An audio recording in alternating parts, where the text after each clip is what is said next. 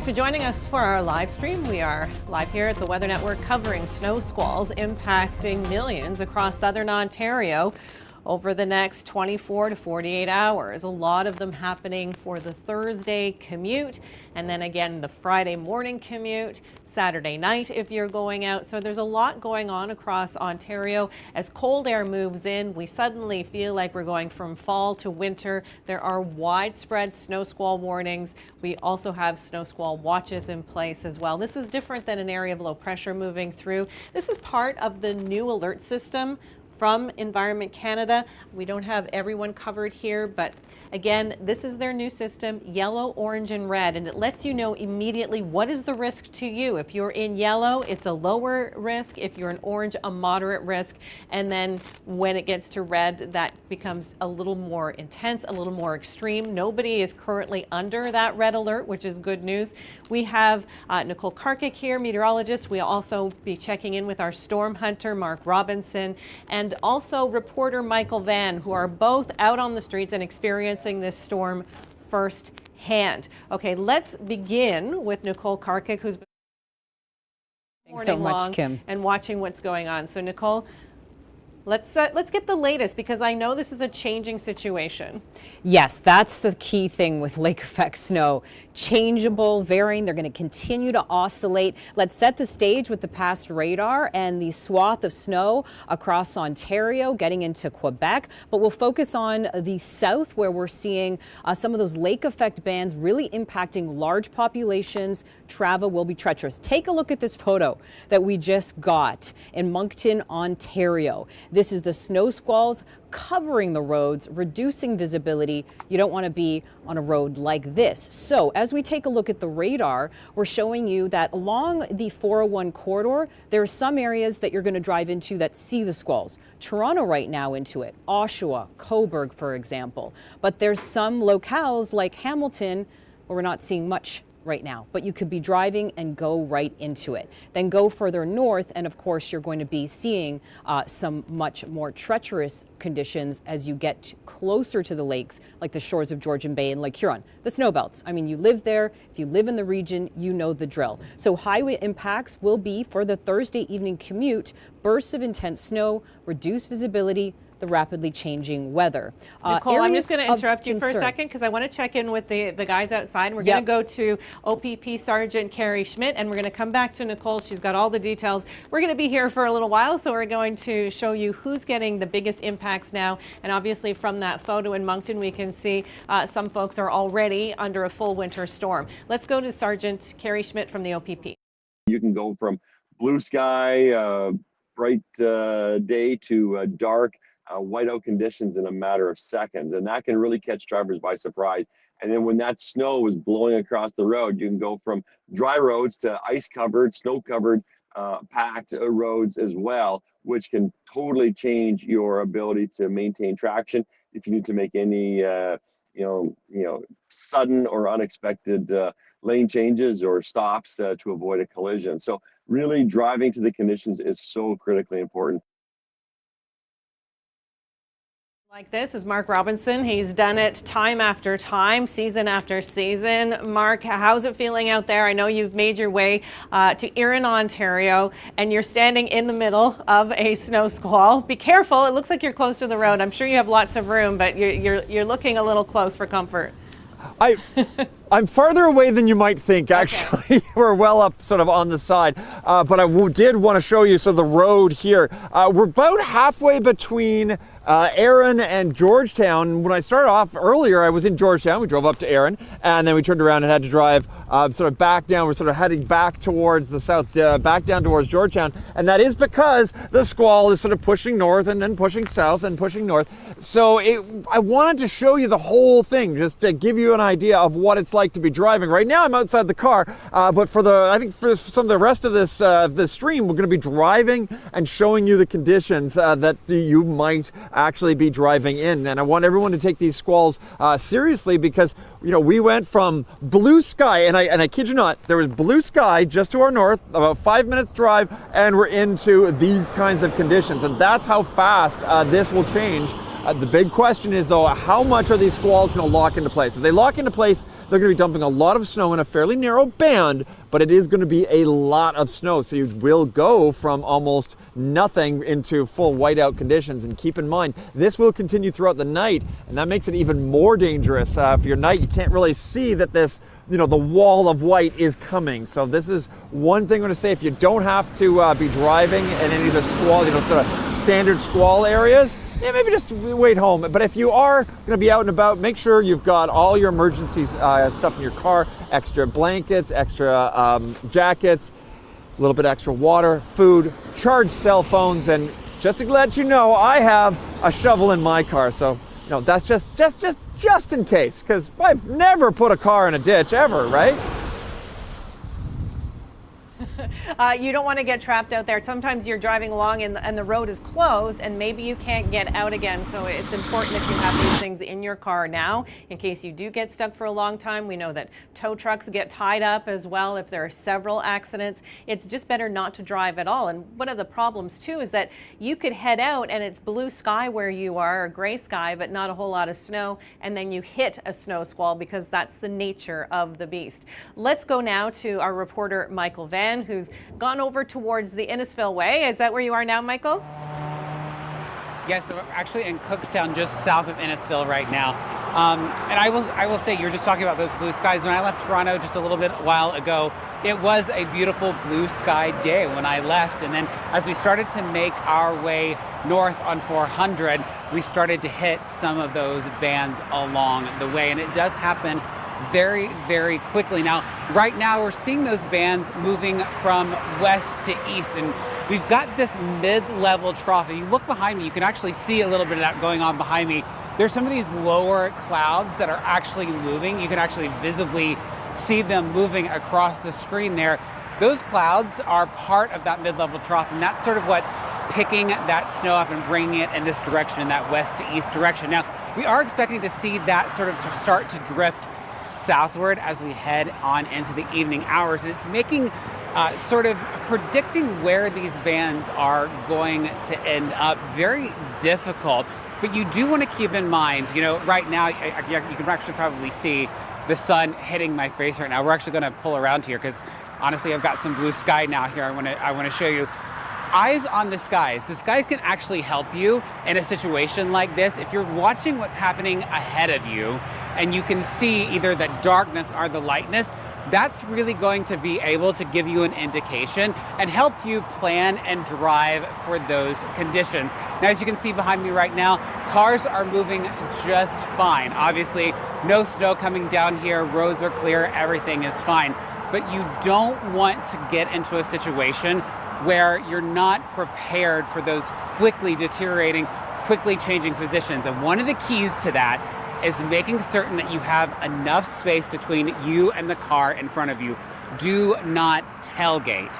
If you are tailgating, you're going to end up in a situation where those conditions could change too quickly, and then when you need to stop, you don't know if there's going to be snow or ice covering that road with the winds that are blowing everything around. We are going to continue to monitor the situation right here in Cookstown. It looks like we might have a band setting up, heading for us right here, right now. But again, these bands are changing so quickly and they're moving so much that it's really hard to pinpoint exactly where they're going to be, which is why, I want to call this a triple threat when it comes to travel. We've got the fact that it's now almost time for people to head home from rush hour. We've got the fact that it now is, getting darker before 5 o'clock, before people are leaving the office. And then you've got those quickly changing conditions from those snow bands. I would definitely say this is a triple threat when it comes to travel, and you're going to want to keep that in your minds as you leave the office and you're making your way to wherever you're heading this afternoon. Thanks, Michael. Great update. And we can see that right now it is pretty dry where Michael is, but we also know that things can change very quickly as they do in a snow squall situation. This is what it was looking like on Thursday morning in Mount Forest, and that's because of a snow squall. It's also important to know how to read a radar. When you know how to read a radar, you can see where those snow bands are coming from and where you are. And Nicole Karkic does that very well. I'm going to bring it over to her now because I know know you've been paying very close attention to these squalls, and they're so hit and miss because of the wind direction. Yeah, and they come in and out. They're not static. They don't just stay there locked in for hours in some situations. Sometimes they do. They're kind of all over the place. Now, I want to show you this map here, and this pink locator is where Michael Van was. We just saw him out there in the field. So over the past 3 hours, there was snow in the area, but then it cleared out as we were talking to him. So you go a little bit further away from that zone, and you're going to be in conditions that are under the heavy bands of snow. Take Fergus, for example, Kincardine, Goderich, Owen Sound will be in and out of it too. This westerly wind is what's creating the lake effect as we're talking at this moment, and that determines who sees what. They're long enough, these bands, that they're getting into the Toronto area, and I'm going to be a little messy and stop this so I can show you more of a zoomed in look of some key areas. Someone just said hi to us in Niagara Falls on YouTube. Yeah, you have nothing going on right now. Clear conditions for you. But as we take a look at some other areas like Barrie, you are in and out of some bands right now along the 400, but through tomorrow, with the change in direction of wind, we're going to see much more in your area. Hanover, certainly under the gun in terms of heavy snowfall right now. Guelph as well, in and out of it. So that is the perspective of the radar. And how you can kind of read it is, of course, the dark blues are the heavier snow. Lighter blue will be lighter snow. Now, as we take a look at the winds in the last while, a few people online also talking about this. Last night, they were howling in southern Ontario. These have been the peak winds over the past 24 hours. 81 kilometers an hour in Windsor, 78 in Hamilton. We'll continue to see the strong winds through today and through tomorrow, and we still have posted a lot of watches and warnings. When you see a smattering of colors of warnings, that means a lot is going on. So that certainly is the case for this evening and through tomorrow. Let's talk about how much snow we're actually going to see.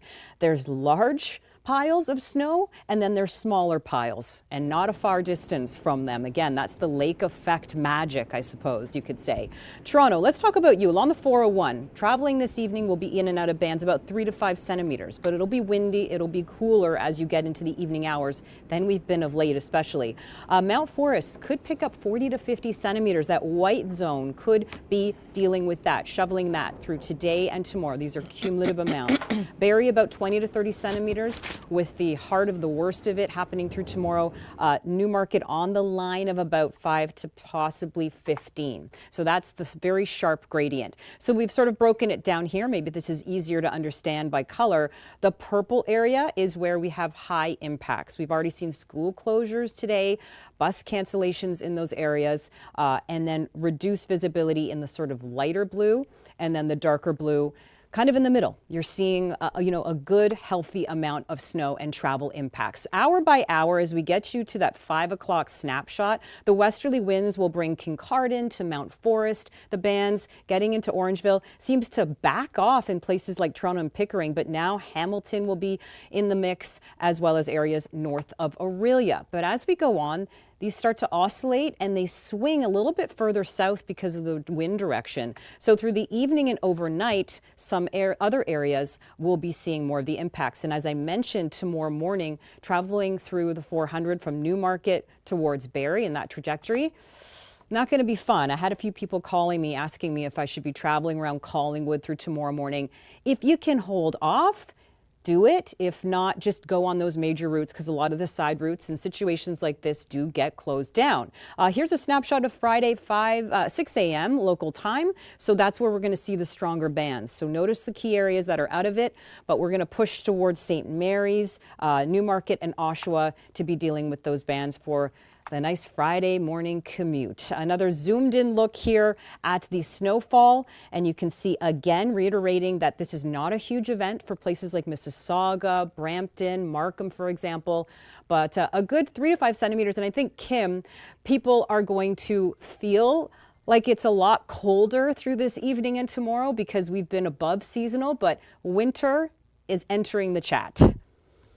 It is here alive and well, and I can tell you that this afternoon winds were so strong it felt much colder than it did yesterday. You have to bundle up. It's like, yeah, we've turned on a switch and winter has arrived. Look at this myriad of watches and warnings across Ontario, parts of Quebec, the US as well. It looks almost like a quilt. We've got winter storm warnings in red, we've got snow squall warnings in blue, and there are plenty of snow squall warnings. Otherwise, you may be in a special weather statement. We've heard that the city is not even bringing out the plows in Toronto, so that's how little snow we're anticipating. But again, if you get caught in a snow squall and the visibility becomes very poor very quickly, it's going to be tricky. There's so many people on the road in the Toronto area that it doesn't take much more than 3 to 5 centimeters to cause chaos. But we're talking about places that are seeing numbers 30, 40 centimeters by the time it's all said and done. And we have at least 3 rounds. So between Thursday evening,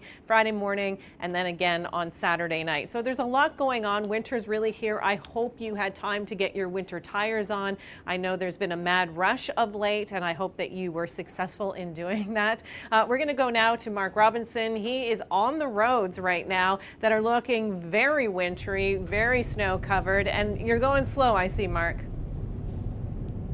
Yeah, definitely going slow, Kim. I'm doing 50 in an 80 zone.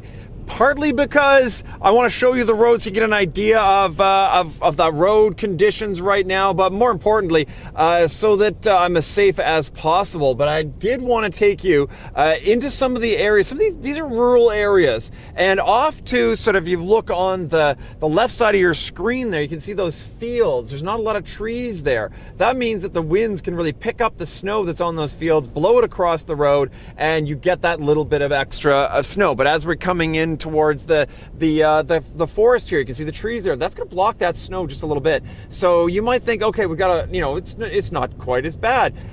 So when you get into that next part, oh my goodness, we go back into where those fields are. Now I've got blowing snow again, and it's just so variable. I mean, never mind just the squalls themselves. We're also looking at this extreme variability if you are in anywhere along the transportation routes. One of the things I always like to say is that snow squalls, or just snow in general, one of the biggest impacts it has is on transportation.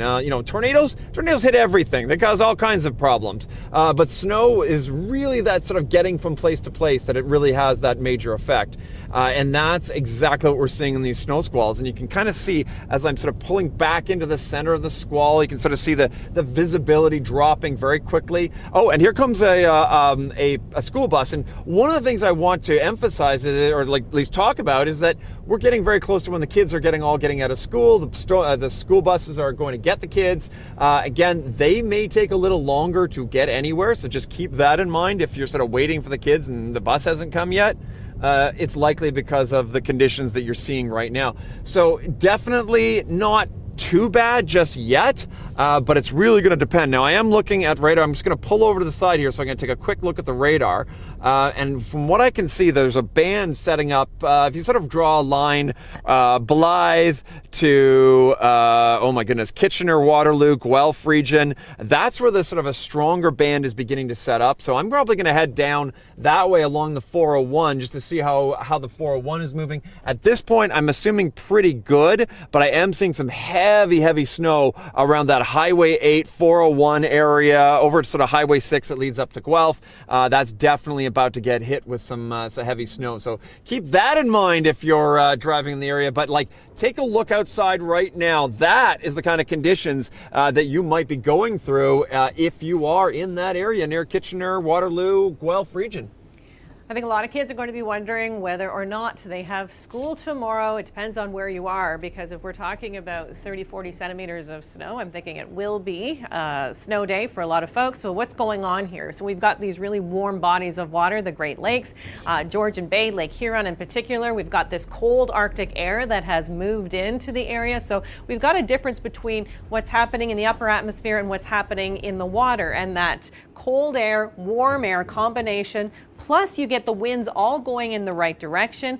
Fetch, how long is that lake? How long does that have until we get to the other side and can dump all the snow? So all of these things come into play when we're talking about snow squalls. And we've been talking about this Arctic outbreak, this cold air that's been moving in across the country, that we're going to have a sudden change from mild air. It was a very mild October. A lot of November was very mild. And then we get this really cold air as we usher in a brand new month, as we head into the last weekend of November. So this is a real wake-up call for a lot of folks. I know if you're in the snow belt areas, you actually experience this kind of thing time and again every single winter. And I think people may be surprised to know that it usually happens not in the dead of winter when the lakes are frozen, but at the very beginning when it's just been a little bit milder and the lakes are warmer. Same thing happens again in the spring when the lakes start to melt. So it's that combination of warm air or warm water and cold air that brings on the lake effect snow, and this is prime time for it to happen. I'm going to go now to Nicole Karkic, bring her back in, and talk about where those squalls are right now. We had more of a westerly flow. Things are changing to more of a northwesterly, and that changes where the squalls are. Yeah, that's the overall trajectory over the next 24 hours, is to more of that northwest flow. Just getting this webcam photo in to our newsroom from areas near Listowel. So this is under the heavy bands of snow, as you can tell in the radar. It's right under the heavier blue bands. So that's what roads look like if you're going to try to travel in the zones that are really close to the lakes or under a band that's moving pretty fast over that locale. So as you take a look at this radar, Fergus would be seeing road conditions like that in areas that haven't been plowed. Of course, we look at Barrie, that's not seeing much right now. You're kind of in and out of it. Toronto seeing some flakes in and out too, but the shores of Georgian Bay and Lake Huron certainly have seen hours of this persistent snow, and that will persist. Let's take you by this hour by hour again. If you're just joining us, tracking the lake effect snow in southern Ontario shows that the generally westerly to now shifting a bit northwesterly flow puts areas north of Orillia in the band through the commute time. Talk about 5 p.m. here. Kincardine, Mount Forest to Orangeville, Mitchell, Cambridge over towards Hamilton. But along the 401, you're going to look pretty good. Could come kind of in and out of it through the evening hours into Toronto. Milton sort of gets into the mix as well. And then those squalls oscillate and start to shift a little bit further south and stay in that trajectory of moving further south through the overnight hours. And then for tomorrow morning, if you're traveling, I would say if you're along the 400, as you get closer to Barrie, that's when you're going to see the whiteout conditions. That's when the snow will pile up quickly. When you see snowfall rates of about 1 to 3 or 2 centimeters per hour, the plows can pick it up. But when we're about 5 to 10, which is what we're seeing with this event in some key areas, that's when they pick up the snow, they clear it, and then it just piles up right after it. So it's hard to kind of stay ahead of it. Highway impacts, take a look at this. As you see the blues passing through the certain highways this evening, they'll be impacted, such as Highway 6, 401 at times, 403, 427. So just expect it to be slow going. As it gets darker, as Michael mentioned earlier, it gets a little bit trickier to be traveling in these situations. Not everyone always puts on their winter tires. This is one of our first really big widespread events as well that's lake effect induced. So it is certainly a big one, benchmark for it. Taking a look at the snowfall. How much are we shoveling? Again, we stand out here in areas around Listowel, Mount Forest with seeing the most. This could be in excess of 50 centimeters. That would be fairly localized. But you move out of that gradient and you get into Fergus where about 20 to 30 centimeters will fall. And that includes what fell today and what's falling through tomorrow. Starts to wrap up on Saturday, so that's the good news. Just in time for so much holiday prep, etc. We take a look at Orillia and Barrie, about 20 to 30 centimeters, but note the very big difference as you get down along the 401 between Pickering and Toronto, hovering around that 3 to 5, depending on where you are. Lots of chatter about the winds in the last 24 hours. They were howling last night. I could hear them at my house. I was worried about the power shutting off. Gusts up to 80 to 78 kilometers an hour, could even be higher. In some of these zones, but it's still been windy for today. One of our on-air meteorologists was talking about how they were walking and it was just the wind they noticed more than anything. So that is the situation this evening. So if you're not seeing the snow, you're still going to be seeing the wind and the cooler temperatures. Just another zoomed in look at areas like Brampton, Burlington, Hamilton, Grimsby. It's not a huge event for you. You know, the schools aren't going to be shut down there through tomorrow, but it's just going to be the slick conditions. And if you're trying to travel out of the city, just beware of the zones that are seeing the most. We were tracking Northern Ontario this week for heavy snow, and they're still seeing heavy snow around Kapuskasing to Moosonee tonight. That is the area that will see the most, but Chapleau towards Sudbury backing off to about 5 to 10, maybe closer to 3 to 5 centimeters for places like Sudbury. So the winds, as we mentioned, will be howling. We'll continue to see the snow squalls meander, but lock in for a few areas along the shores of Georgian Bay and Lake Huron, Highway 21, for example, and then getting into Barrie through tomorrow. Before Saturday, we can catch a breath before the next system moves in through Saturday evening and into Sunday. So we get a bit of a short break, Kim, before we're tracking this next one. But this one is more of a system snow versus lake effect. We did talk, Nicole, about in our winter forecast that winter was going to come in and blast us. It was going to be colder than average, snowier than average for many folks. This is just the kickoff to the season. We're not even there yet, although December 1st is meteorological winter. So that's just on our doorstep. These are the warnings across Ontario. Many of you currently under a snow squall warning. These blues are the snowfall warning. Again, to the north, winter storm warning, and we have video from around the Lake Superior area. Actually, let's do two areas. There's Lake Superior itself. Just incredible winds. Rebecca, thank you for this. I saw Lake Erie looking very similar with those powerful winds. Here's Grand Bend.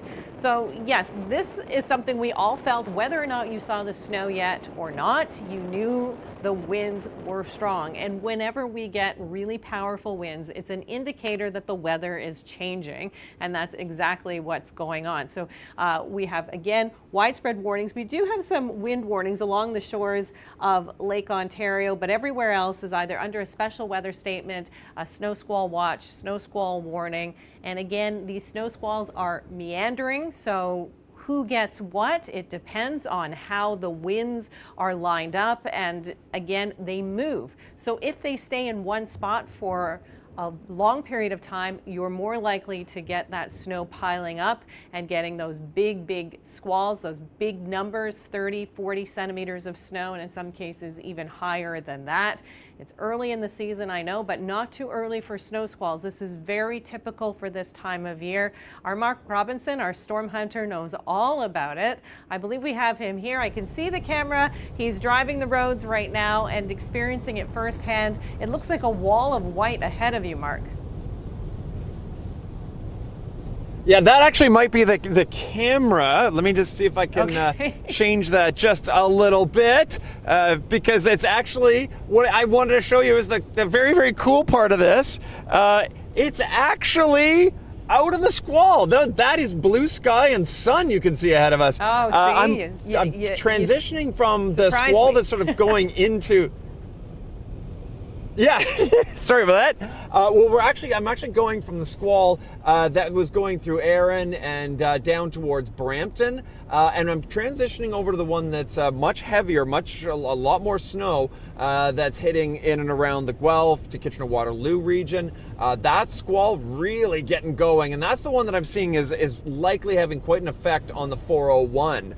So we're just headed out there, but I did want to show you what it's like to be outside of the squall, because we might have a whole bunch of people that are, sort of standing outside going like, what, or driving going, what snow? There's no snow going on at all. And that is because you're just outside of those squalls. But if you're in them, you're looking at almost full whiteout conditions. Now, one of the interesting things, oh, Kim, I got to show you this. I don't know if I can, we've actually got to stop. Oh yeah, look to just over here. You can actually see the snow getting picked up off the roof there. And just absolutely just sort of, screaming into that poor kid who's running over to get home. But that's often what happens with these Yeah, well, that's what happens with these squalls. In the center of the squall, you often don't have a lot of very strong winds. And that's just simply because you're getting a lot of convective activity. So the mass, the actual mass, the air mass itself is actually moving upwards. But on the sides of the squall, you get these very, very strong winds. And that means you can actually have whiteout conditions, especially if there's a lot of snow on the ground, when you're not even in the falling snow itself. So you definitely have to be aware when it comes to these squalls. It can hit you with all kinds of different problems. And of course, the one issue that I'm having right at the moment is everything just got really, really bright. So you've got all that sun glinting off the right off the snow there, and making it very difficult to see. So yeah, especially at this time of year, if you're heading towards the west, you are going to get into those blinding conditions if you come out of the squall and yeah, just get hit by well, sunlight and snow. So yeah, it can be all, just everything's getting thrown at us today. So I do want to give you an example of how bad and what the different conditions can be. I know people have to get home, Mark, and it's, you know, it's that time of day. People are heading home on a Thursday afternoon, and again, the snow squalls are going to be picking up. And I think once people are home, they can hopefully hunker down and just stay where they are. I know a lot of folks may not be traveling on Friday morning either, especially when the roads may be looking like this. And sometimes you can get on the main road. The main road may not be as bad, but it's getting out of your neighborhood that can become problematic, especially if the roads aren't plowed. And this is going to be one where the plows are needed in many areas. And do we have enough all at once? Unlikely to be used in Toronto, for example. People may be doing some shoveling, but it's unlikely there's going to be a whole lot of plowing, especially if that snow melts on impact and you're not going to see the really big accumulations, at least not between now and tomorrow. The problem is visibility. Will you be able to see if a snow squall comes through? Everybody will start to slow down and it can become a problem. When it becomes like this though, and those roads get snow covered, sometimes you can't see any lines on the road. If you're traveling at night, it becomes problematic, unless, of course, the snow is helping to brighten up that night sky. But however you do it, if you have to travel, you just have to take it very slow. You have to make sure that you have everything you need in your car for an emergency in case you end up on the side of the road somewhere. Perhaps you need an extra coat, blankets, something to keep yourself warm, a candle, matches, or a lighter to keep you warm in your car while you wait, food, water. This is the time to be thinking about that. Maybe this is not the storm that will be impacting you directly, but it's the storm that reminds you what we have in store this winter and what you may be facing. So snow squalls today, another day it might be a Colorado low, a Texas low, a big system moving through, an ice storm perhaps. But for a lot of folks, this is a real wake-up call to winter, because snow squalls will be impacting those areas, especially close to Lake Huron and Georgian Bay, where we do have those snow squall warnings in place. And it's not over yet, Nicole. This is going to be an ongoing situation even into Friday morning. And for some people, Friday morning will be the worst of the weather, and for others, it's Thursday evening. Exactly. So it's going to be all about the hourly forecast and knowing if your area is under the risk and just planning accordingly. Right. But also maybe staying off the roads in the zones that are in the biggest threat for the lake effect bands from now until Friday. Let's take a zoomed in look at where we're seeing the heaviest bands currently.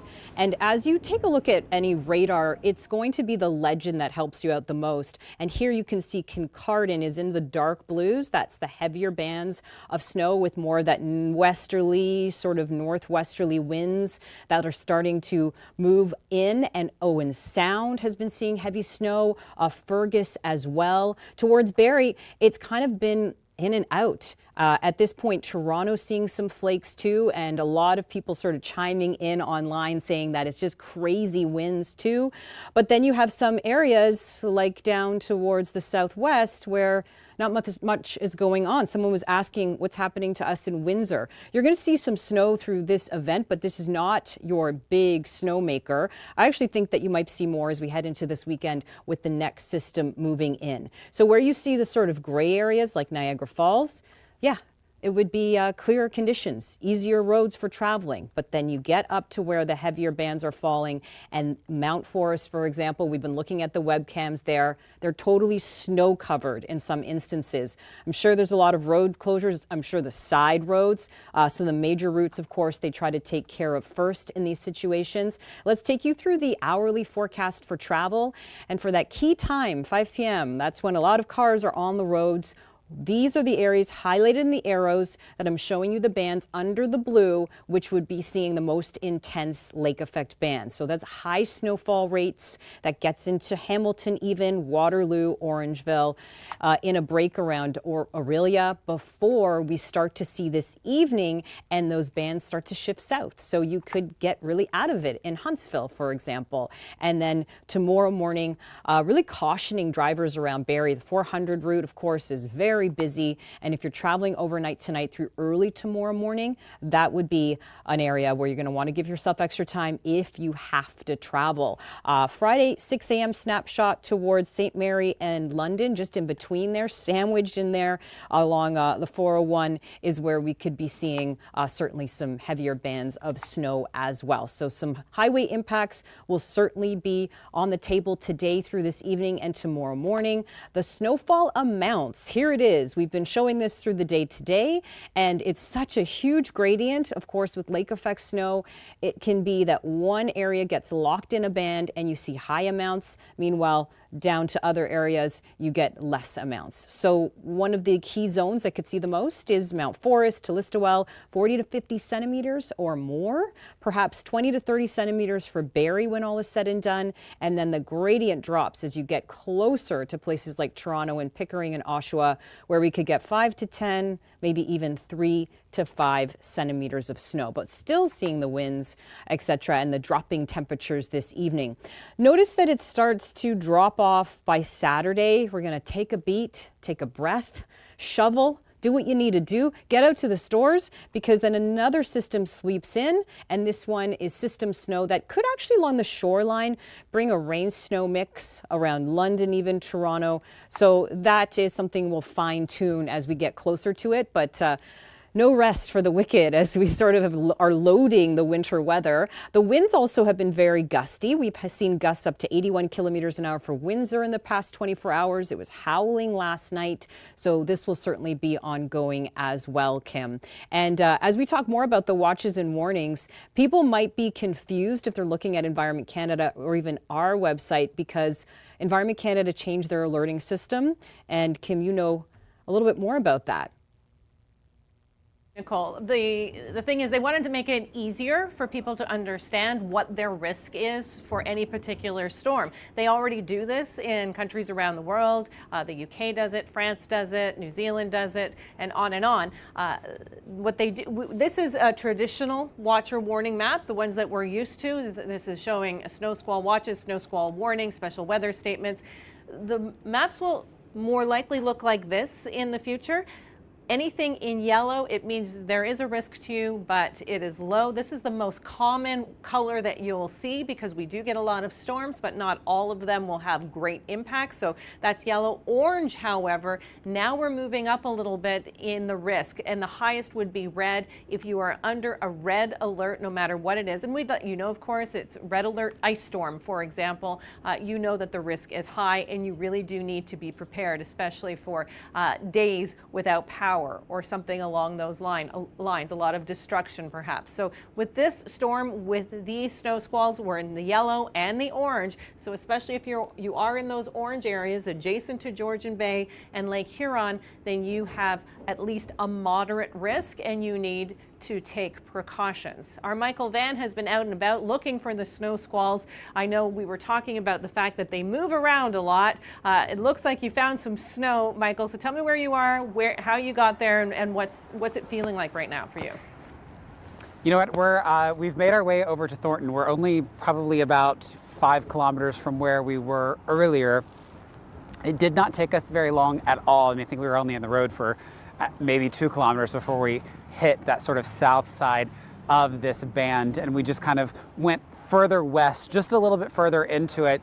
You know, one of the things that you can really tell once you're in these bands is how much the wind comes into effect once you reach those bands. You can really feel it whipping around, and that really helps reduce that visibility. Now, we were just watching, we've seen quite a few snowplows out and about, and trucks out treating the roads as well. Everyone's just kind of sort of waiting it out, waiting for those snow bands to sort of move into the region.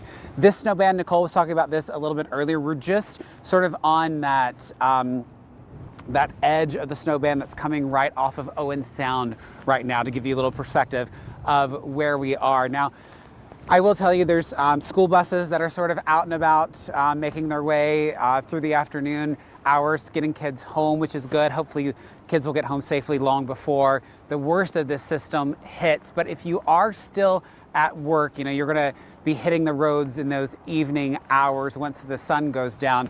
That's the time you're gonna wanna be really prepared to make your way home, because these conditions do change very quickly. The wind right now is kind of brutal, honestly, like feeling it hitting us from the side here. That wind can also pick up not just the snow that's falling down, but the snow that's already fallen. That wind can pick up that snow as well and toss that around across the roads and sort of set up conditions where you don't know whether or not the road ahead of you is covered with snow, covered with ice. So making certain that you keep enough distance from the car in front of you.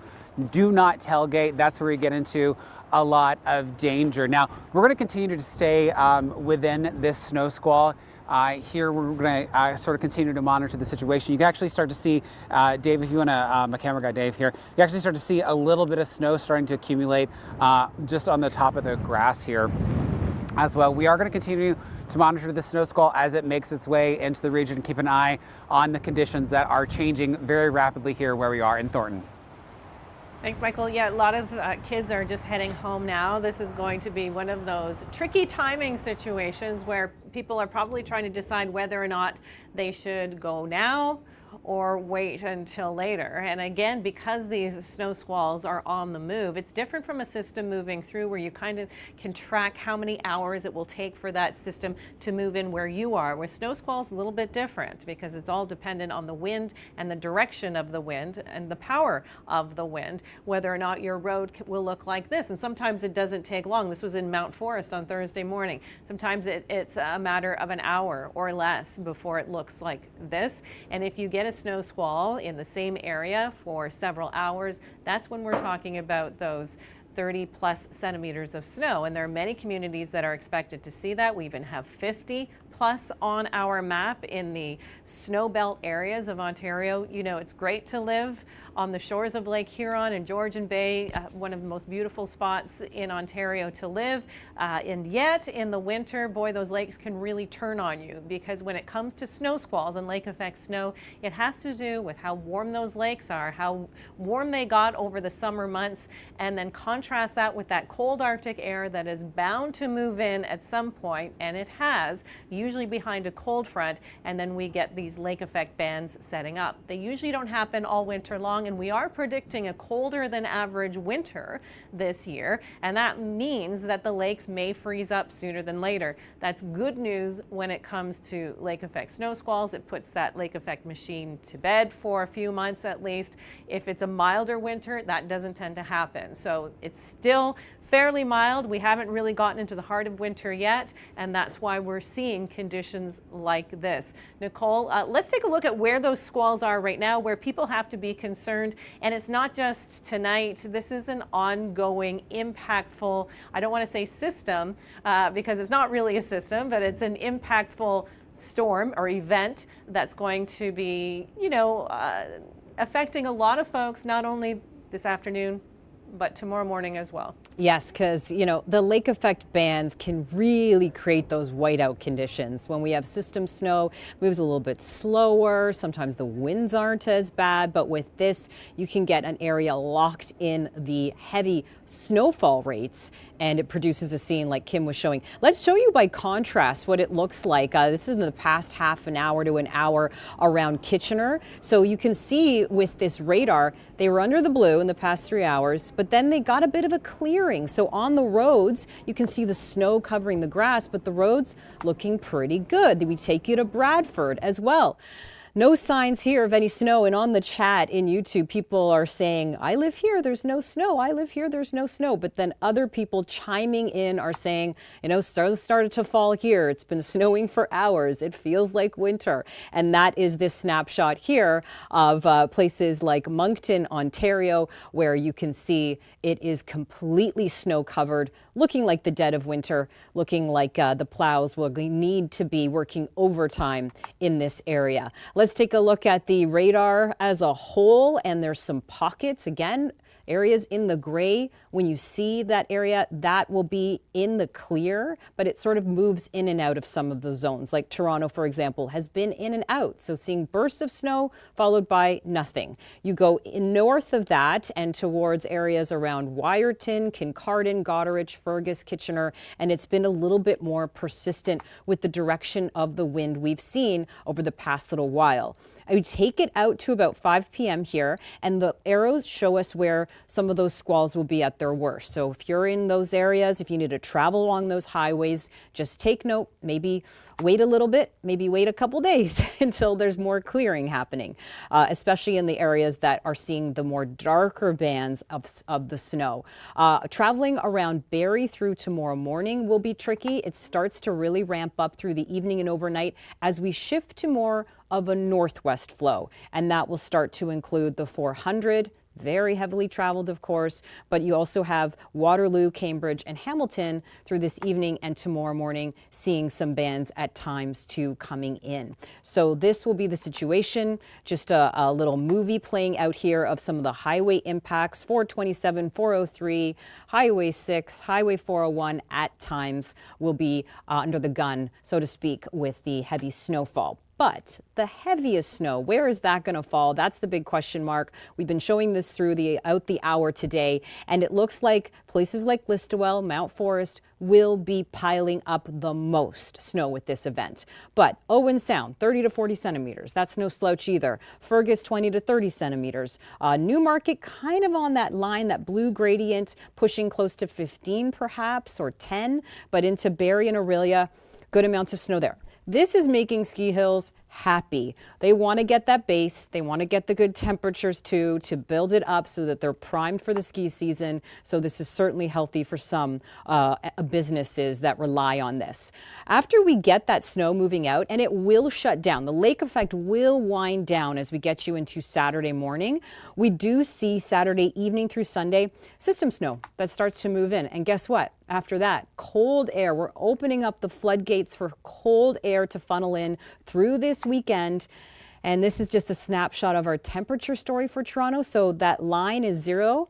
We're going to be below it. We've been very above seasonal, pretty mild through November in places like Toronto, but I had to dust off this map today. The feels like this is what you dress for on Monday. Dressing the kids for -6 in Toronto, -10 in Huntsville. So this is certainly a preview of what's more to come with the winter season. We revealed our winter forecast earlier this week. And Kim, we were talking about December starting off strong. This is sort of signs of it being cold, especially for the early part of December, early part of the winter rather. So that takes December, puts us below seasonal, opportunities for events that come in to be snow and not rain, and that could linger at least through midwinter, we're pretty confident about. Yeah, we're thinking there might be a change halfway through, but the beginning, as you say, confidence in a traditional, we like to say traditional because it just sounds so positive, cold. Classic. Classic winter. Lots of snow, great for the skiers, as you were saying. Not great for if you're driving, and this is the road near Listowel, Ontario, where we've already had snow piling up rather quickly. OPP Sergeant Kerry Schmidt, he is so good to communicate with everyone whenever a storm moves through about, how drivers should make their way through, because obviously he sees the best and the worst of it on Ontario's highways. Here he is now. Driving at a speed that doesn't outpace your visibility, your headlight beam, or just how far you can see into the snow or into the weather. Being able to stop within what you can see in front of you is, I think, key, because if you get into a whiteout condition, you're going too fast, all of a sudden you see a hazard, a stopped vehicle, and you hit the brakes or try to swerve to avoid it, and you just have no traction and you don't have the ability to stop. So driving to those conditions, giving yourself that following distance gives you time, and time is your friend. You know, interesting fact, there are more crashes in the winter, but there are less severe crashes, less fatalities in the winter because people do tend to drive slower when it's snowing. In the summertime, the crashes can tend to be more fatal because people are driving far more quickly. They're a little more distracted. They're having a good time. Windows are rolled down. Music is blaring. But with winter driving, it's usually two hands on the wheel. Of course, if you don't have winter tires, that makes it very difficult. And winter tires are not really great when there's ice on the surface, especially black ice. This is a snowfall event, although I have seen some talk on social media about a few ice pellets mixed in where some people are, so you could get a little bit of mixing. But for those areas right off of Georgian Bay and Lake Huron especially, that's where the big snow totals are anticipated. Mark Robinson has been out in this, and he's been Why are the signals so bad? and he's been in and out of the squalls. It doesn't look too bad where you are right now, Mark.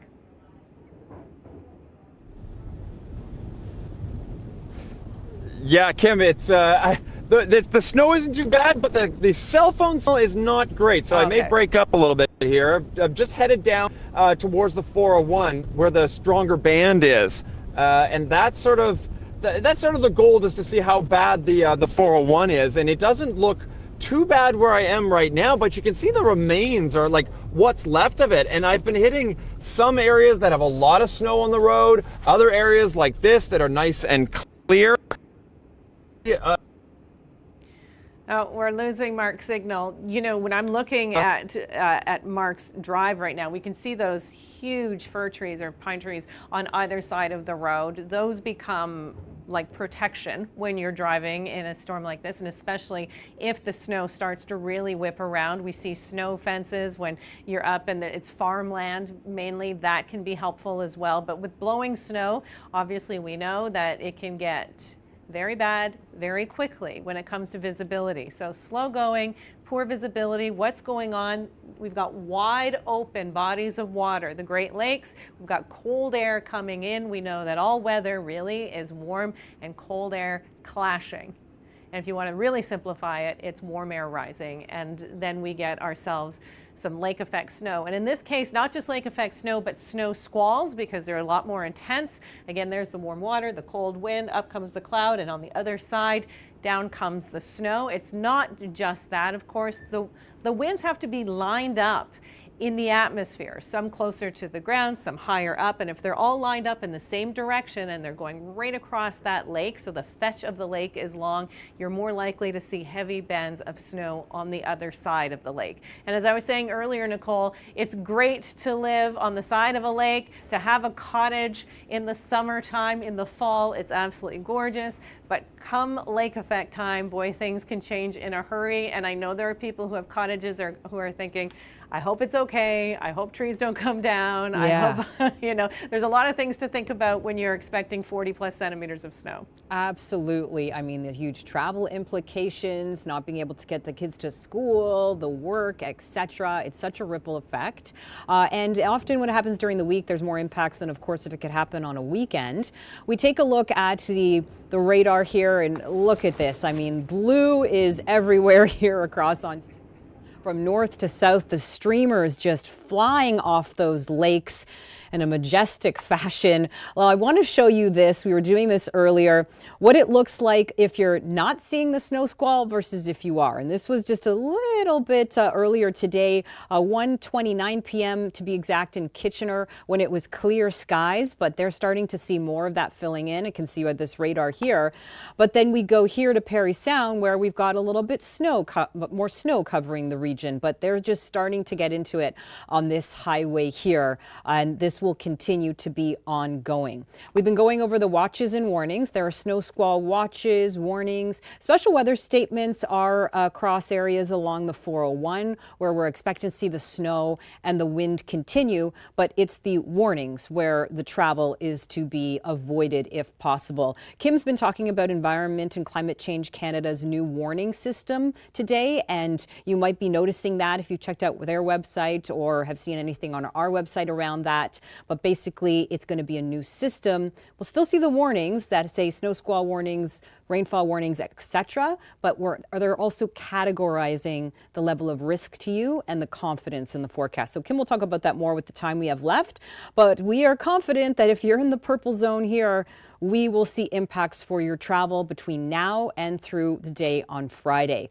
Purple is the most, darker blue less, and then light blue is where it's going to come in and out. And these squalls have been coming in and out of a few cities like Toronto, Hamilton, getting touched with some snow as well at times through today. And that will persist for areas that are further away from the shores of Georgian Bay and Lake Huron with this setup that we have at this hour. So if you're traveling through this evening and going towards Orangeville, Kincardine, Wyerton, Grand Bend, those are the zones that are seeing the worst of it.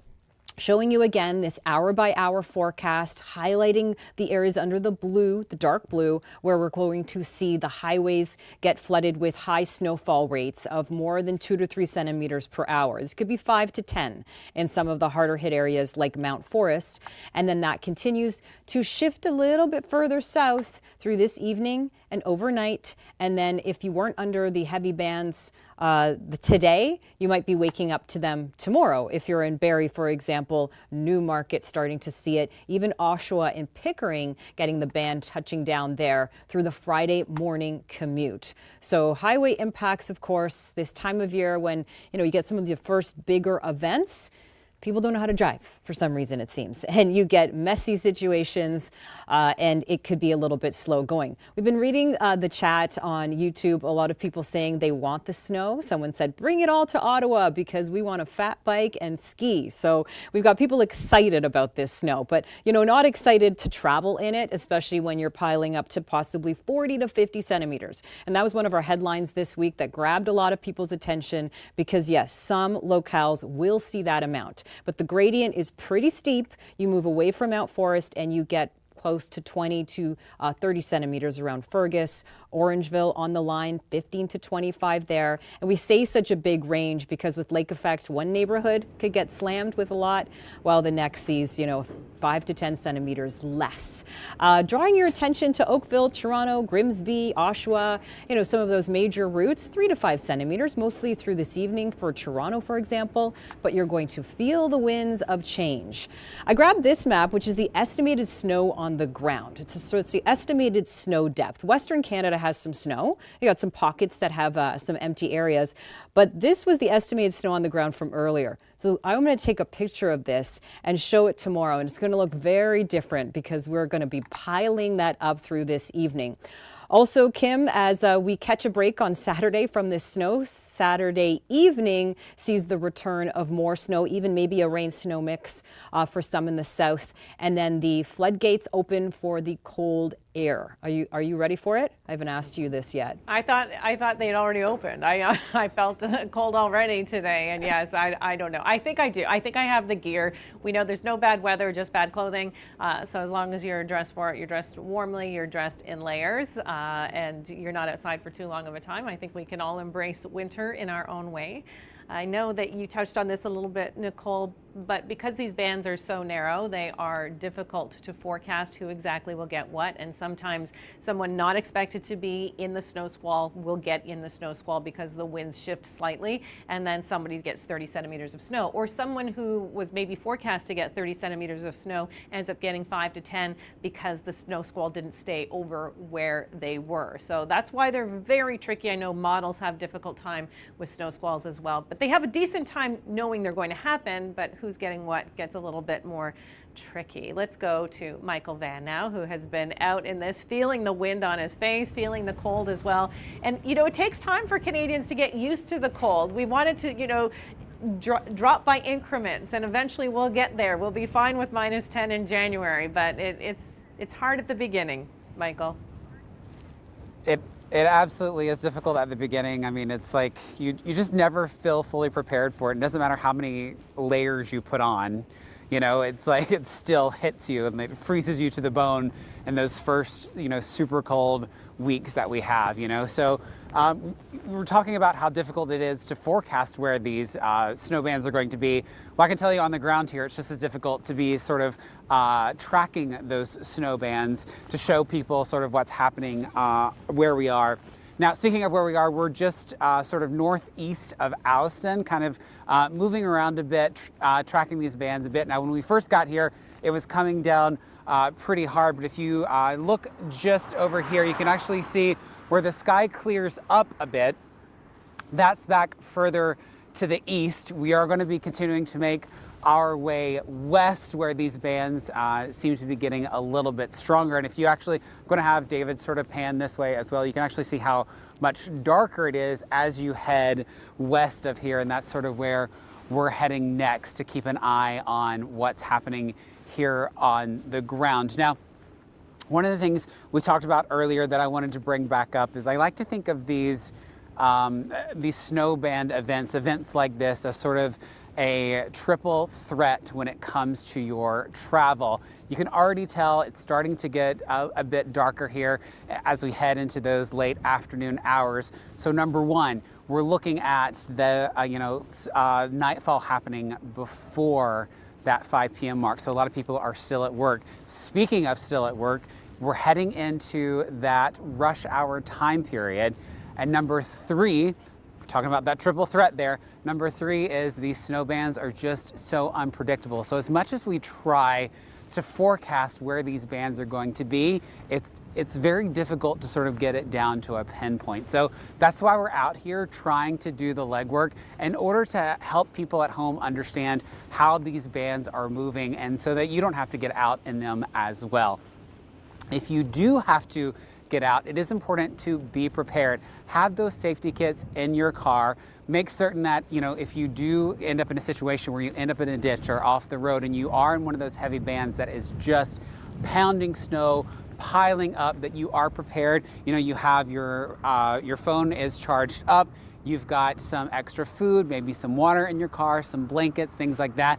And if it is that snow is piling up, it's also important to remember to get outside your vehicle and check that exhaust pipe as well. Make certain that that stays clear. Now, hopefully none of that happens for anyone during this event, but we do like to keep you up to date on that information, so it's top of the mind before you head out. Speaking of before you head out, as you get up in the morning, if you are in one of those sort of hardest hit areas, give yourself extra time in the morning. That's one thing that I think a lot of us forget, especially in these early snowfall events. Make certain you give yourself extra time when you get up in the morning to get that snow cleared out of your pathway on your way to your car. Get that snow cleared off your car, and I mean fully off your car, not just your windshield. Get that roof clear as well, because you don't want snow flying off and hitting anyone else. Now, as we head into tomorrow, obviously we're going to still continue to be tracking this system, and then at least it looks like we might have a little bit of a break before the next system hits, but winter is here to stay. It is, Michael. You can escape it, but you have to, if you want to embrace it, then stay right here, because it's here to stay, as you mentioned. People love winter. Of course, there's a lot of winter lovers. I don't love driving in this kind of scenario, but if I'm watching snow fall from the comfort of my home, I'm all about it. When it comes to this kind of weather, again, we have to get used to it. We know we've experienced it time and time again, every single winter, but at the beginning of winter, it's always just a little bit trickier. Here were some of those snow squalls impacting Toronto, just some lake effect flurries in Toronto. So for some, again, it's light, and then for others, a little more intense. Here's Guelph, and we can tell how strong those winds are as it whips the snow around. Again, Guelph being one of the areas impacted by the squalls. The snow piles up pretty quickly as well.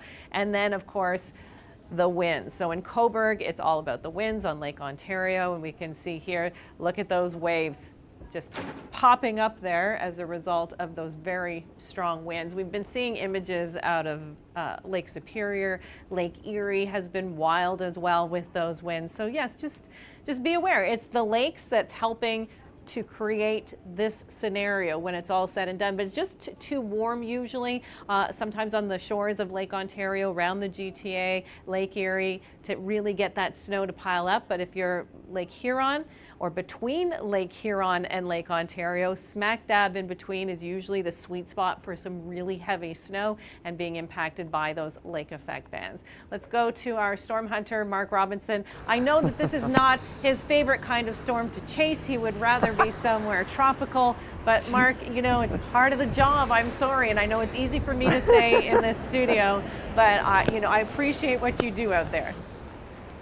Yeah, no, Kim, you're not wrong. I do enjoy my thunderstorms. I'll take a winter storm. It's been a very extraordinarily quiet thunderstorm season, so a little bit of active weather. I'm not minding it at all. I will give you that. I am watching that Sunday storm too, going, oh no, winter really is here. I don't like that part of it, but now, Kim, I have been sort of running all over the place trying to catch these squalls, and that is so typical of these things. They tend to waver back and forth. We were in one, it died off, so I raced towards, the Kitchener-Waterloo area. I am just south of Guelph right now, in an area I know fairly well. And about 5 minutes ago, there was lots of snow. Now, well, there's not much snow going on. In fact, I think that's blue sky back there. But now I can't turn the camera around because it's actually inside the car, but there's a wall of gray behind me that is just coming this way, and that would be the next part of that squall. Very typical of these things until they sort of lock into place. If all the winds sort of,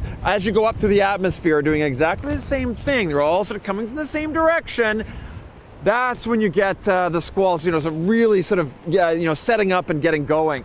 So when we do say those, 30 centimeters, 50 centimeters of snow, etc., that's only underneath that very narrow area, and I am outside that narrow area of squall at the moment, but that, I think, is going to change quite a bit in the next hour or so as these squalls sort of begin to sort of get into a spot where we can say, yep, you guys are going to get lots of snow. And unfortunately, right now, it's looking like that squall is going to lock into place directly over my driveway. So not crazy about that part of it, but I'll take it. Time to limber up, Mark. Get ready to shovel. Don't forget to bend at the knees. Don't take too much snow at once. I'll give you lots of advice from here in the studio. Okay. Yeah. We'll get you shoveling later on. My brother worked for many years as an OPP officer, and he said one of the problems is that when road closures are put up, people who live in that area will sometimes ignore them and go around them. People in pickup trucks or in a vehicle that they deem worthy of challenging the snowbanks. And sometimes it doesn't work out so well, and so then police officers end up having to go out again in the cold and the snow and rescue these people. That's their job. So there are some things that you can avoid, obviously, like maybe not going around road closures. They're there for a reason. It might not be bad where right at the beginning, but as you travel, especially these rural communities, these rural roads, and then you might get yourself into a snowbank or something worse. So just please heed all of that. They're there for a reason. Again, snow squalls are very hit and miss. Even if it seems like it's calm where you are, it may not be somewhere else. I just showed you one particular camera shot. This was Kitchener earlier. No snow in Bradford, and then in Gowanstown near Listowel, snow-covered roads. So that's the difference. It's impacting much of southern Ontario, but some people are obviously getting a lot worse than others, and it's one of those things. Before you travel, you might want to look ahead to see where you're going and whether or not you're going to be impacted by these snow squalls. Better yet, stay home if you can, because that's always the safest place to be if you actually have that choice. Okay, Nicole, I know you're watching these very closely. Some areas not getting hit as hard as we're saying, and people are saying, what snow? And then others are saying, well, come over here and help me shovel if you don't have any snow where you are. Absolutely. I was just reading the chat. So we're streaming this on a lot of different platforms, but on YouTube, I'm watching people, fire in, and someone said, there's nothing here in Orillia, but that's going to change through tomorrow. Some areas, other people are saying they are seeing a lot of snow. Someone said, because I had said winter's entering the chat, they said Weather Network has a chat. Where do I lodge a complaint about the snow? So, and other people are saying, I'm so excited about this because it means I can fat bike and do skiing, etc. So, yeah. Winter comes with all of it. We will talk more, of course, about what's happening in the here and now on this live stream. I pulled up this wind direction and gust map. So this is currently what we're seeing. Gusts up to 52 kilometers an hour for Windsor, Hamilton 48. The arrow shows the direction the wind is coming from. And I've actually had this question many times before from people about weather. When you say it's a westerly wind, which direction is that coming from? And it's coming from the west towards the east. So it can kind of be confusing, I think, for some people, but the arrows show the direction it's coming from. So we call this a westerly wind. That's your little Wind 101 to meteorology. Taking a look at the winds projected through this evening, it's going to shift from more of a westerly flow to a northwest flow, and that's going to change the direction that the snow is targeting. And so that's why Aurelia will be in the mix tomorrow more. Barrie as well. The winds will also be very strong through tomorrow, especially close to the lakes. But notice by Saturday, it eases in so many regards. We're going to see the winds aren't as strong. We're shutting down the lake effect engine as well. Stepping out the door right now, here's your temperatures. Currently sitting at 0 for Toronto, +1 for Peterborough, -2 for Muskoka, but it's colder than that when you factor in the winds, which have been pretty windy since yesterday. Let's pull in the radar here that is showing the winds pulling the snow, as I mentioned, into some areas more than others. So we showed you some webcams of places like Moncton, Ontario, which is north of Stratford, and that has snow-covered roads. But then you go to Niagara Falls and things are looking pretty good. Toronto's kind of been in and out of the snow. It's been even slushy at times, but this is ongoing through today. Highway 21 would be a concern for travel at this point. Mount Forest, Orangeville getting in and out of it too. So these will continue to stream and pile up the snow, as we mentioned, at different times of the day through now and tomorrow. And yeah, we're shoveling heavy amounts of snow for Mark, who was talking about griping about shoveling. Yeah, a good amount there between Fergus, Waterloo, Cambridge, 20 to 30 centimeters. That's a good amount. Aurelia to Barrie, 20 to 30 centimeters for you. But as we shift down towards Oakville and Toronto, it's about 3 to 5 centimeters. Could be a little bit more pushing into Oshawa and going north into Brampton.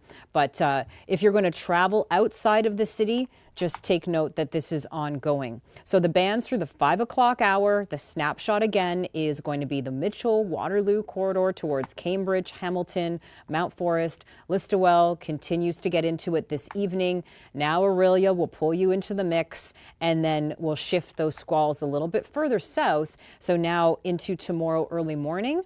St. Mary's between London, we'll see a heavy band towards Woodstock. So along the 401 there, not going to be good for travel. Also, the 400 will be pretty slick and slow going, I imagine, Friday morning. It's a busy highway, and it can certainly be a lot slower when we see those lake effect bands. Taking a look at our temperatures this evening, often this time of year, I prefer these maps because the wind chill is what you're dressing for. It's the sort of the key to what you're dressing the kids in, what you're going to wear if you're going for a walk, to take out the dog, etc. So feels like 5 in Toronto, -6, or -5 in Toronto, -6 in Niagara, and then we are going to keep you cold through Friday. Yeah, with these temperatures, Kim. So, yeah, you know, it's been, earlier I said, are you ready for the cold? It has been cold, but it was so mild through November. We got to admit. Only as of today it's been cold. When Only I say isn't it cold, I just mean today, because yesterday I believe it was around 9 degrees. It's been very mild. This feels like winter whiplash, as we always like to say. Yeah, but we were ready for it, Nicole. We've been talking about this. Winter coming in and really having a blast. Cold, snow, all of it, everything that we anticipate with winter, and it's not wasting any time, obviously. It's not even meteorological winter yet. That begins December 1st. Nicole, we'll be right back with you. I want to go now to Sergeant Kerry Schmidt with the OPP. He sees the good, the bad, and the ugly on the roads every single winter, and so he's got a lot of wisdom and great advice. Here he is. They need to be prepared. They need to adjust their driving, and they need to be in a position where they're not rushed or stressed. When you wake up in the morning, you look outside, there's snow in your vehicle. Well, it's going to take an extra couple of minutes to brush it off and clear your vehicle. Make sure your wipers are working properly. Make sure your washer fluid is topped up. And then realizing that you're probably not going to be going the same speed that you were in the past. And drivers may be more cautious. And we need drivers to understand that everyone has their own levels of comfort when you're driving in winter weather. And, by tailgating and trying to push people out of the way is not doing anybody any favors. And if you are a driver that's a little more apprehensive, stay to the right. In that slow lane, that's where I like to drive in the winter time. I'm not blasting by anybody. I'll save that for the big trucks and the 4x4s. We have Michael Van, who's been out and about. He's been reporting live as the snow squalls come and go. Everywhere he stands, though, the winds have been pretty intense, and that's all part of the package when it comes to lake effect snow and snow squalls is the wind, and it can get pretty intense. Michael, where are you right now? I know you've been on the move. Have you moved from where you were last time? No, still in the same spot where I was last time, just sort of north and east of Alliston. Keeping an eye on sort of the bands that are making their way this way. We're sort of on the edge of the band that's coming off of Owen Sound right now. So keeping an eye on that. Honestly, we were about to make a move and then to kind of go a little bit further west, but then you could really see the darkness of the skies making their way towards us. So we decided to just stay put where we are, sit still for a minute, and here we are with more snow coming down. And you can actually probably see, we are starting to see some snow on the ground here now as well. And this, of course, is one of those, it's more of a wet snow. You can kind of feel the moisture level in this just a little bit more than you can on some of those colder snows that we start to get as we head into more of that midwinter, January, February. This snow obviously is interacting, we've got the warm lakes that the air is moving across, that cold air is moving across, picking up that moisture, picking up that warmth. And that's what sets up for these snow squalls to be able to just fuel and dump so much snow in such a small area. Speaking of small area, it doesn't matter where you live if you're in those areas that could be impacted. If you look at like Newmarket, Barrie, Innisfil, those areas all have different snowfall amounts that we could see within this, but they're all so close together. So that really highlights sort of the complexity of what we deal with when we're looking at these snow bands. Mark and I have continued to be out sort of kind of chasing these snow bands, keeping an eye on them, and they're very, very difficult to sort of pinpoint. We're looking at the radar, we're making our moves, but the reality of it is, as soon as you get somewhere, these snow bands are actually quite narrow. And remember, we're just at the beginning of this. We set up this live stream for a reason, this timing for a reason, so that we could get everyone prepared for what's to come. We may not be seeing the heaviest of the impacts right now, but just remember, they are coming. Do not let your guard down. If you live in these areas, if you have to travel through these areas, I cannot stress that enough. We're at the front of this system, but if you're looking at some of those areas of seeing potentially 40 or more centimeters of snow, that is a lot of snow. And of course, these are areas that are used to it, but also we're at the beginning of the season. So you just want to make certain that you've got all your ducks in a row. You're remembering what that winter weather is like, because, each year there's sort of that, just as we were talking about earlier, that transition into feeling less cold as we head into the winter. It's also a transition period for us when we remember what we need to do when we head out on those roadways. One of the things else I wanted to mention while we're out here is it actually has gotten a good bit darker around me. I was able to show some clear skies while we were here earlier, and it was not that long ago. And now it's getting quite dark, and that sunset is just around the corner. So it's just going to add to the danger of this system. Yeah, absolutely. When it gets darker, that adds a whole new element, as you were mentioning, and people are just getting used to driving. Hopefully people get home and safe before things really become intense. And yes, we're here to warn you about what's to come. For some, it has already begun, and for others, the worst is still on the horizon. And we're talking about people waking up to a whole lot of snow. And that's almost better in a way because you're home and you're safe, and now you can deal with what's happened through the overnight. Hopefully you don't have to travel. If you have the choice not to travel on Friday morning and you'd prefer to stay home, that's probably the best call. Of course, you know your driving skills and what the roads are going to be like where you are. And a lot of these companies, tow truck plows, I should say, may not have their contract started yet, so there may be fewer on the roads, clearing the roads, and sometimes in these rural areas it gets a little bit dicey to be to be fair. This is not going to be easy for a lot of folks. And as Michael was just saying, sometimes it's the first snow of the year, or the first significant snow of the year that has the greatest impact. Look at this radar behind. So we're looking at Fort Erie bound QEW 403, Oakville, a little bit of snow in the last few hours, even some rain. When we're looking at that radar, the green indicating the rain. So around the GTA, we're not expecting heavy amounts of snow for you. But again, if you're traveling towards KW or if you're going up towards Barrie, especially on Friday morning, that's when you can really encounter these snow squalls. They are hit and miss, and when they hit, well, you'll notice. Let's go to Mark Robinson now, who's been on the road. It doesn't look too bad where you are. At least the road is clear, but it's getting dark out there, Mark. Kim, you may be about to get a bit of a treat here. And when I say treat, I mean horrible snow conditions. Right ahead of me. Yeah, you can actually, I can see, I don't know how well the camera's picking it up, but I can literally see a wall of snow in front of me. I'm just trying to get to the en route at Kitchener. So there's the Kitchener Waterloo en route, Kitchener Cambridge Waterloo, I guess that's which is about 3 or 4 kilometers up. And that was sort of the idea, was to get to there.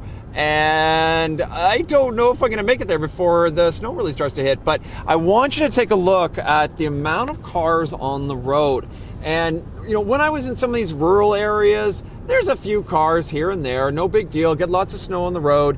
You can, you can deal with that. Now look at the 401. You've got this many people on the road and you get that same amount of snow. It is going to slow everything down just because of the sheer amount of people and the sheer amount of cars that are on the road. And I'm beginning to slow down right now, which again, I'm not 100% sure whether that's the snow is actually hitting just ahead or whether that's normal traffic. This is the Kitchener-Waterloo region of the 401. You definitely get a little bit of slowdown. But I'm just going to take a quick look ahead as I come over this hill. And yes, I can see a bit of snow. It's getting hazy in the distance, which means that, yes, we are definitely starting to see the snow. Oh, I see a few flakes. Again, camera may not pick it up, but I am definitely, oh, there we go. Kim, you should be able to see that now. And that is how fast we can go from nice and clear to snow. And as I said, you get this many cars on the road, everybody starts to slow down that little bit. You have to be doubly aware.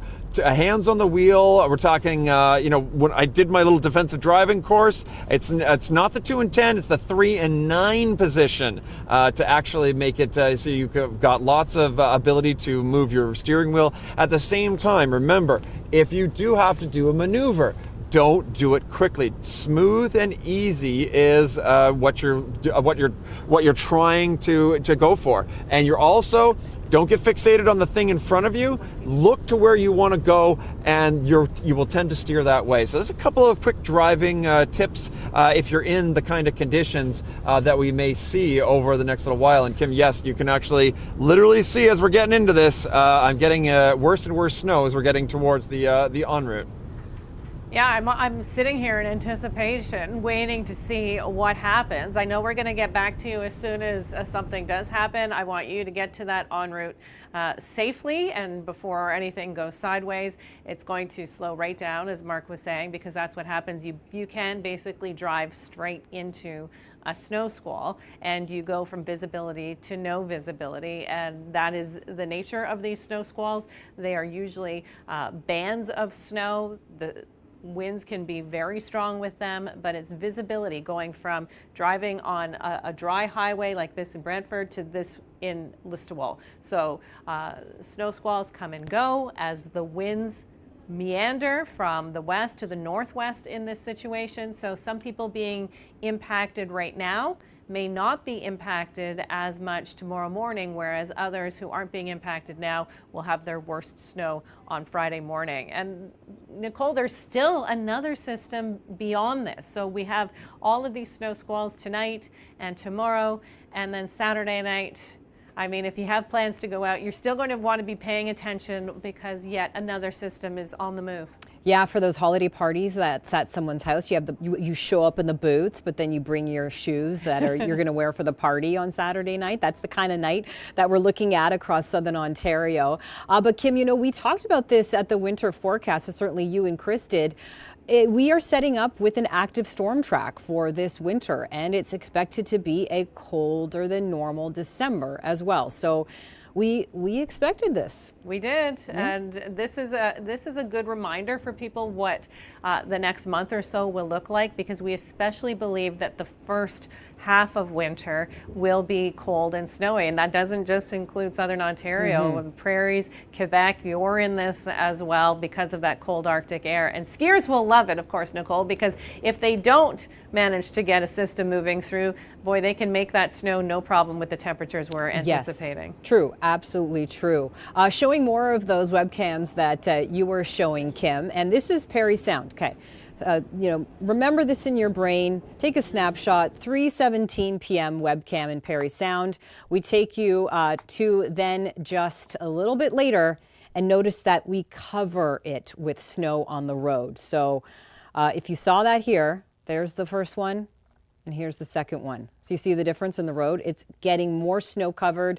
The plows can't keep up with snowfall rates like this sometimes because, you know, they can keep up with 2 to 3 centimeters, but when you get, you know, 5 centimeters, 5 to 10 in some cases that we're seeing with this, it can be a little bit harder. By contrast, this is Toronto bound along the QEW, and this was a little bit earlier in the last hour.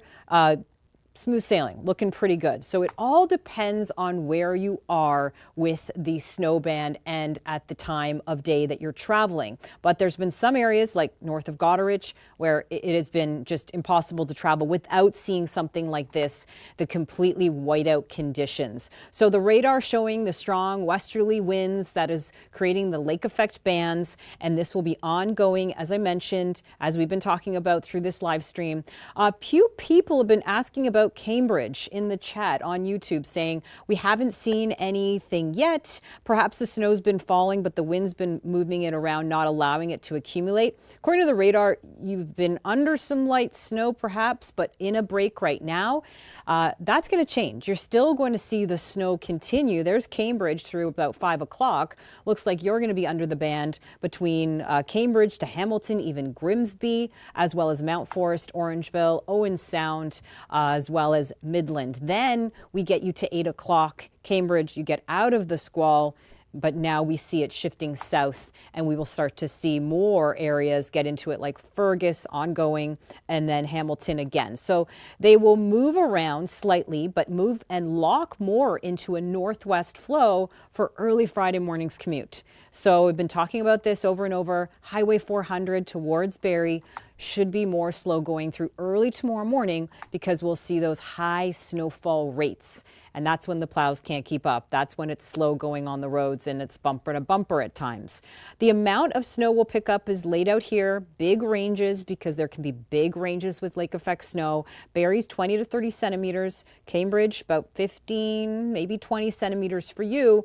But then along the 401, getting into Toronto, Oakville, Pickering towards Oshawa, about 3 to 5 centimeters. Pickering more so through tomorrow. Toronto getting it. You've seen some snow. More will be coming through this evening in bursts instead of steady snowfall bands. The wind direction right now, right out of the west, as we've been saying, and we're seeing wind gusts that have been sitting at about 48 kilometers an hour for London, 46 for Windsor. Kim has the warnings posted, and when it's very colorful, that's when we know a lot is going on. Yeah, it shows that we're all in this together. Everybody's seeing a little bit of something. Widespread warnings across Ontario, multiple colors, winter storm warnings in the north in pink, snow squall warnings in the south in blue.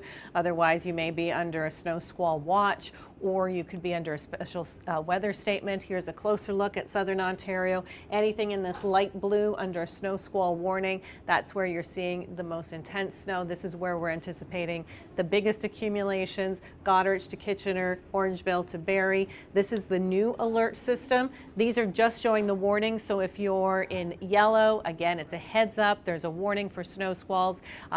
It's moderate. These are very common, the yellow warnings. This is the new system. Orange means, okay, heads up, this could be a little bit worse for you.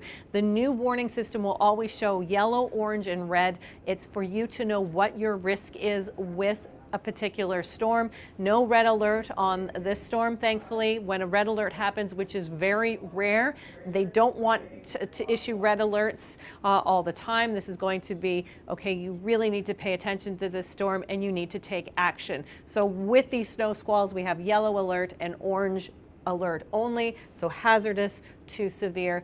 We don't have the red, which is some good news. Okay, Mark Robinson, I see that you have pulled over, so you made it to the en route, I expect? I did. We made it to the en route, and yeah, it's the wind. We're just on the edge of that squall, and it's just screaming sort of out of just this direction, which is basically west at this point. Very cold wind on this side of my face. This side of my face quite warm. And Kim, you were talking about accumulations, and it isn't always about accumulations. Sometimes it's just about surprise. And what I mean by that is that you can go from what looks to be relatively clear conditions into snow, especially if you're driving along the 401 at 100 kilometers an hour. You can get it. You can go from clear to whiteout in 30 seconds.